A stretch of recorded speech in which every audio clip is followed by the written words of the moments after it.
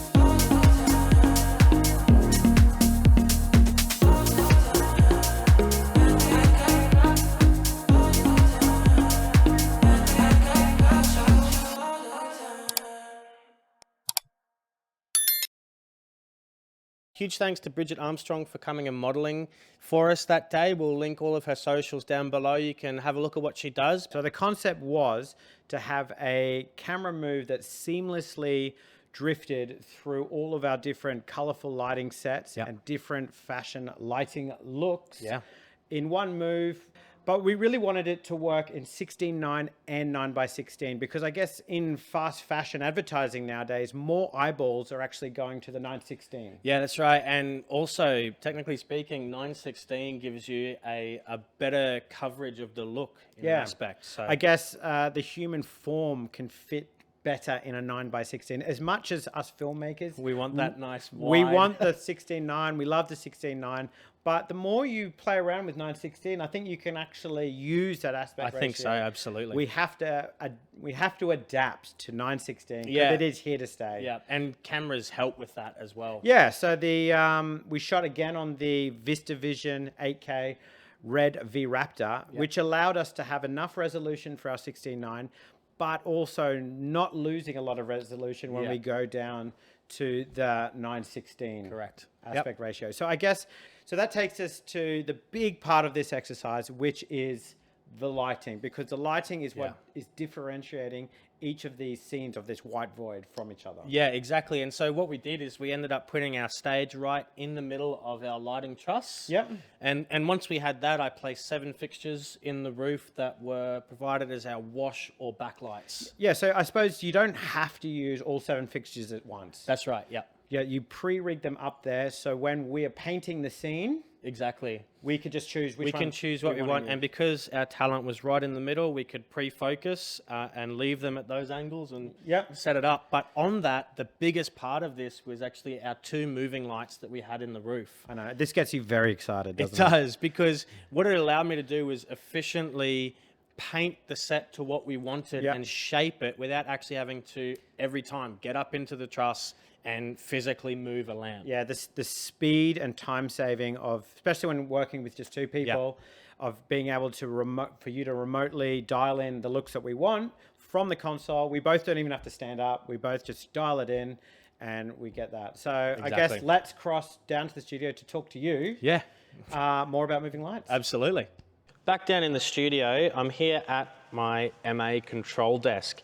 Why we love these lights is because not only having full LED dim control of these lights, but because they are positioned up in the roof, we have full control of pan and tilt of these lights, meaning that we don't have to worry about getting up into the grid, taking a light down and moving it to a new position and then aiming it. We can do all of that here from the floor and from the lighting control desk, which is a big plus.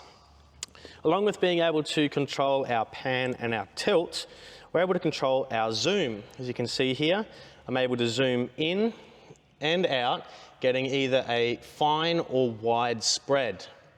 Along with being able to zoom in with our fine and wide spread, I'm also able to focus this lamp, which means we're able to get a perfectly sharp circle there in terms of the camera. Being able to shape these lights and also being an LED fixture, we're able to control the color and the temperature of these lights. Now I know that we have a daylight balance here on the camera, so I'm able to go through and I'm able to set our white at 5600 here on our lamp. We can also cycle through. I've got presets for 3500 and 2500, so we can go from 2000 to 7000 Kelvin on these lights. Another good thing is that we also have, being an LED, full color control of this lamp as well. So along with our lights inside the roof and painting the white cyc, I can now use this lamp to paint specific parts of the set. If we start to pair the color along with our lighting control here, we'll focus this in, and we have what's called blades. Now, if you are familiar with using nanlights or projector mounts with those COB standard style lights, you'll be familiar with what those cutters are within those projectors. Those projector mounts have 4 cutters there that allow you to shape the light. We have exactly the same thing here in this light. I'm going to pull this blade in here, refocus it so that we have a nice sharp line on that blade.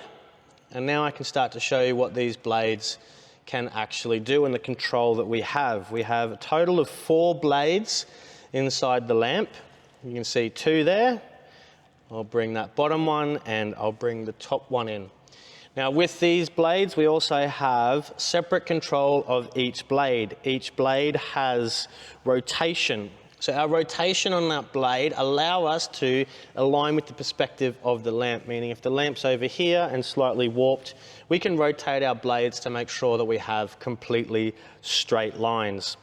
We can also control all 4 of those blades at the same time. We're having a rotational control of these blades, which just gives us such finite control of where we want to aim this light. And go ahead and reset all these blades back to a circle to show you the other cool feature. Again, if you're familiar with using projector mounts, you'll be familiar with what a gobo is. Now, gobo is a little tiny disc between the lamp or the bulb and the lens of the lamp, which means you're able to collect shapes, or not collect shapes, create shapes inside the lamp. Now, these fixtures have a few different gobos built into them that we can scroll through and select from. So immensely versatile lights, and I'm really excited to start playing with last week's style of automated lighting and the capabilities of these movers with the robots. Yeah, so linking moving lights to motion control is something we haven't done yet, but we will look at, and exciting possibilities. Super exciting. Yeah.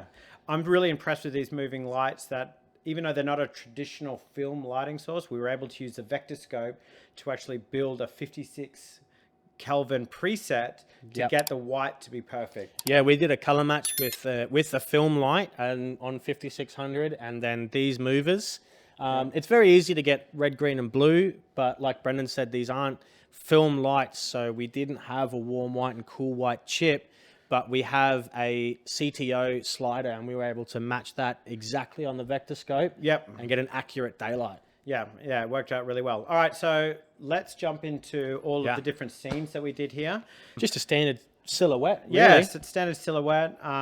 So you had some washers on the back? This, was just 3 sky panels. So I actually have 2 in the roof, and I have 1 just below the deck, and that's allowing that kind of even wash. Otherwise, there'd be a top to bottom gradient. So we wanted just to fill that space with red, so that her silhouette was a true silhouette. Yeah, and we just I'm just looking on the way, looking not to clip out the red channel when I'm looking at my histogram, just to make sure we get the most color saturation, recorded to the file. And also we used a bit of a neg fill in the front there. That's right. Yeah, just kind of camera right, just filling that in so that we stop the ambient spill in a white space. The biggest part is all of that spill. And using a bit of in the grade to knock out and crush the shadows a bit. And as you can see, that's a great reaction. Yeah. So we'll play through that there and skip to our next scene.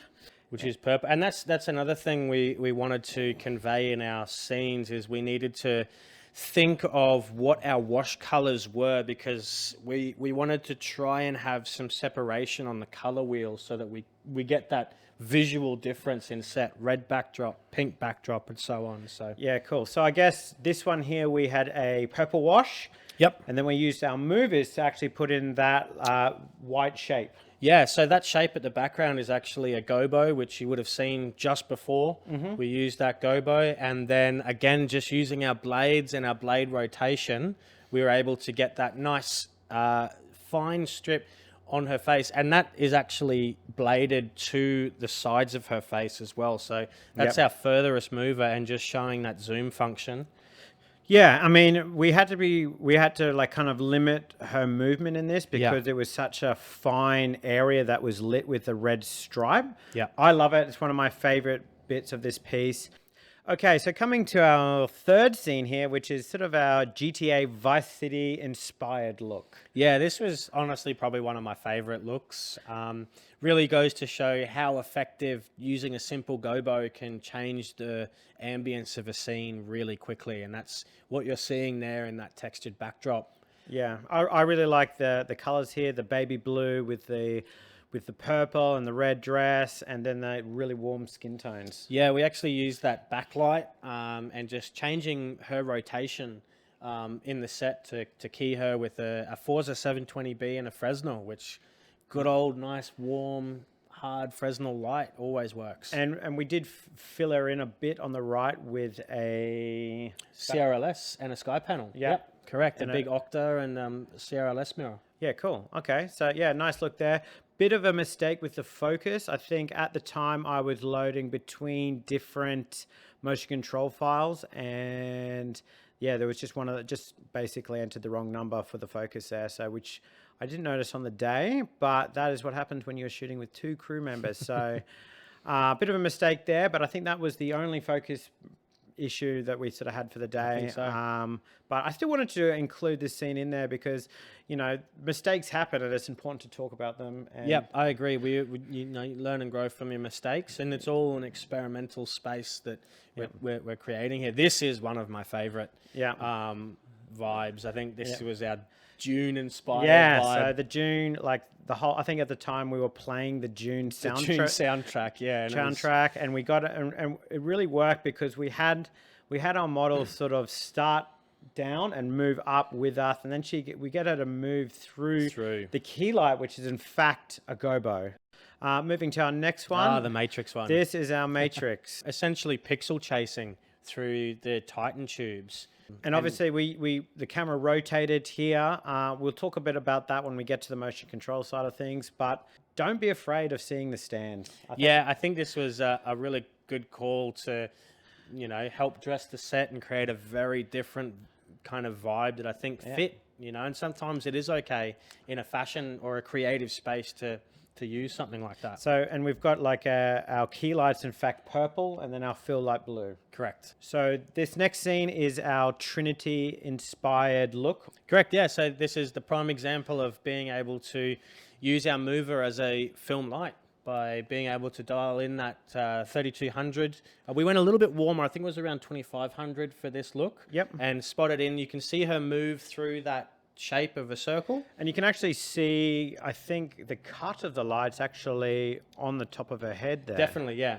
If you see her moving there, you'll see it. It kind of almost matches up with her hairline, which gives that really kind of futuristic look. This is a classic fashion lighting look. I mean, This is just lighting daylight, 5600 denim. You always want to be lighting denim with a nice daylight to get that color of the denim.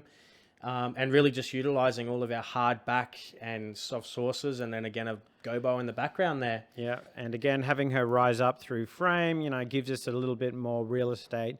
And again, interesting on the background, having the color contrast between red and daylight are two color tones that really work well contrasting each other and not washing each other out. Then we go back to our June world. Yeah, and this is interesting because Brendo, you had the really creative idea of just inverting that initial lighting setup, and something that was quite cool is being able to save our lighting setups in the console and then really quickly adjusting and inverting our colors, which worked fantastic. Coming on to our next one, we've gone to paparazzi flashes. Yeah, and again, if you'll notice, this is almost an invert of our red denim set. We've gone from red and cool white light to green and warm white light.